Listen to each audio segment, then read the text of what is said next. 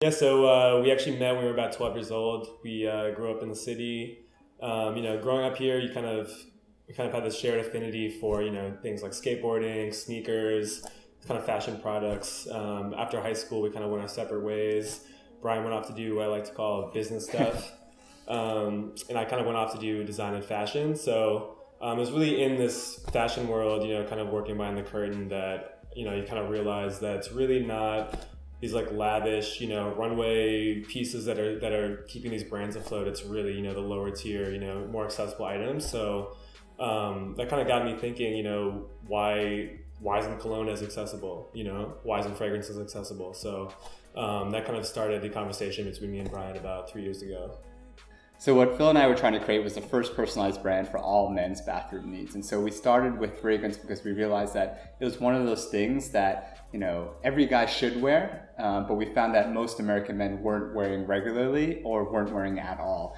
And so we wanted to create not only an experience in a brand that was easy to purchase, but was also exceptional, really high quality, made by master perfumers, and made by the best fragrance house in the world.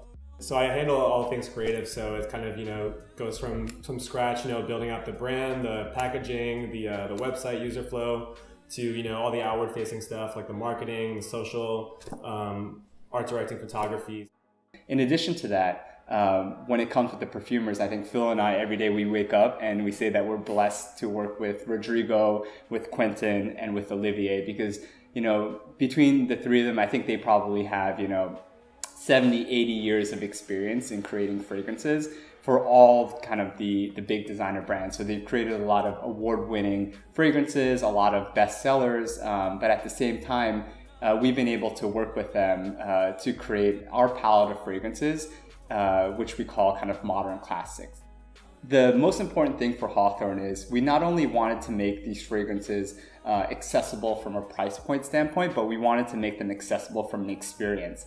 And so what we did was we tried to figure out what's an easier way, what's a better way of guys experiencing fragrances than going into a Sephora or a department store or a boutique, which guys weren't doing today.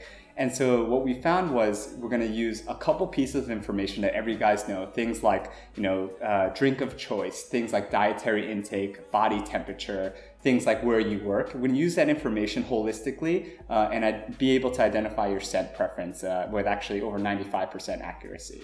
So I think we use the data more importantly to serve the customer. So it starts with not only getting them the right fragrance into their hand, but also after they actually have been using the fragrances, a lot of customers will ask us, how should I apply the fragrance? So for example, I like to take the body temperature question. So if someone said that, they're always sweaty and they're always hot, then you actually know that fragrance molecules move more quickly when your body temperature is higher, and so the scent smells stronger. And so we might recommend for them not 3 sprays, but maybe 2 sprays or 1.5 or things like that. So we're actually using this data to extend the experience and make sure that they have a really incredible fragrance experience.